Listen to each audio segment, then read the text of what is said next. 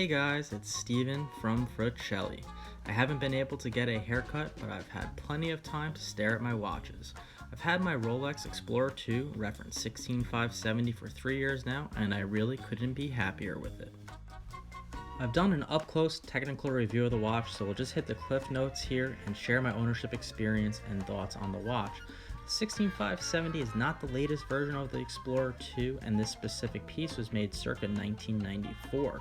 These also came with the black dial, and the white versions are endearingly referred to as the polar dials. The additional red hour hand runs on 24 hours as marked on the steel bezel.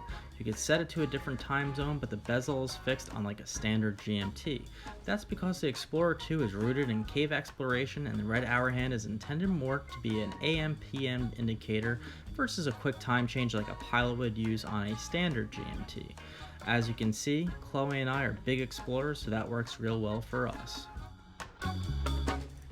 I'm a bit biased, of course, but I prefer the small 40mm size and the more understated dial design of the 16570 versus the current model, but there are of course trade-offs to having an older watch. For one, the Oyster bracelet is fantastic and the Rolex steel truly ages incredibly well, but the new ones are definitely more solid, especially when you examine the thickness of the clasp components. Likewise, the newer bracelets offer a micro adjustment, which is always welcome on a hot day when your wrist is expanded and puffy. This version of the 16570 also has Tritium Luminescence, which is radioactive and decays, and I can tell you that the lume is only faintly visible under very specific lighting conditions and will soon be gone altogether. On the other hand, the Tritium will patina over time too, which many find appealing, but I kinda like stuff that works, and the new one works really well.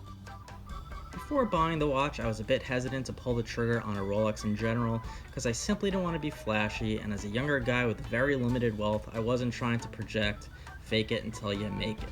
My reservations proved to be completely unwarranted, as this watch flies very far below the radar, and I've gotten 10 times more notice and comments from my $90 G-Shock. Likewise, don't buy this watch to impress the ladies. I can tell you firsthand, it only attracts older men with glasses. If that's what you're looking for, of course, no judgment here. While it's categorized as a sports watch, it can really be worn with any outfit, making a timepiece you'll get a lot of use of, and I personally wear the heck out of this watch. It's the nicest watch in my collection, but I'll be damned if it lives in a box. After 3 years, I can wholeheartedly say I'm not the least bit tired of the Explorer II. It's nice to see that it's appreciated in value, but I also can't foresee myself ever parting with it.